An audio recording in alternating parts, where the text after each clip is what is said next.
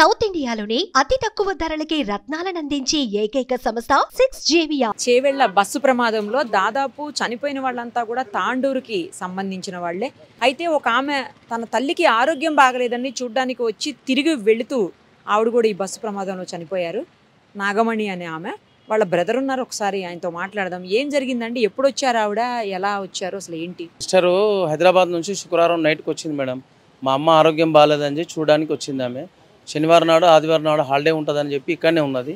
ఆదివారం అయిపోయినాక మార్నింగ్ వాళ్ళు మళ్ళీ తిరిగి ప్రయాణం అయింది. అమ్మని చూసి ఉదయాన్నే వెళ్ళిపోయింది మేడం. పొద్దున బస్కు 4:40కి బస్ ఎక్కించినాం మేము. మాకు 6:45కు అట్లా మాకు కాల్ వచ్చింది, ఇట్లా బస్ యాక్సిడెంట్ అయిందండి. అంతలోపటినే ఫోన్ చేసేసరికి రింగ్ అవుతుంది కానీ రెస్పాన్స్ లేదు. ఇక అక్కడ ఉన్న వాళ్ళు మాకు మళ్ళీ ఫోన్ చేశారు. వెంబడే వెళ్ళిపోయినాం మేము. ఆమె హౌస్ వైఫ్ సార్. హస్బెండ్ కూడా ఇంటి దగ్గర వ్యవసాయం చేస్తాడు.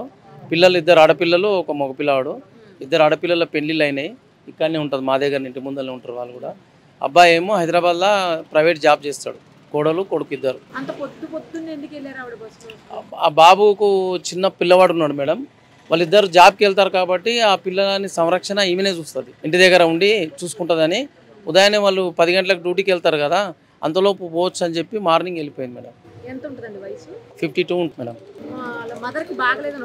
మా మదర్కు బాగలేదని, నా సొంత చెల్లెలు. మదర్ అమ్మకు ఆరోగ్యం బాగలేదు, ఆమె చూడడానికి వచ్చింది అని. అట్లా తిరిగి వెళ్తున్నారు. 2 డేస్ ఉన్నది అమ్మ దగ్గరనే. శుక్రవారం నైట్కి వచ్చింది, శని ఆది ఉన్నది, ఆదివారం రాత్రికి ఈయన ఉన్నది, ఎర్లీ మార్నింగ్ బస్ ఎక్కింది. డ్రైవర్ సీట్ వెనకాలనే కూర్చున్నాను మేడం. ఫస్ట్ సీట్లో మా సిస్టర్నే కూర్చోబెట్టినాం మేము. నేనే పోయి దింపొచ్చిన. బస్సు అప్పట్లో సీట్ బర్త్లే ఉన్నది, పెద్దగా ఏం రష్ లేదు. అప్పటికి ఏం పెద్దగా లేదు. ఈమె 4:40కి ఎక్కించినాం మేడం. అప్పుడు ఫస్ట్ బస్ అది, ఏం రష్ మామూలుగా ఉన్నది. ఇక పోతూ అక్కడ వికారాబాద్ ఫుల్ అయినట్టున్నది.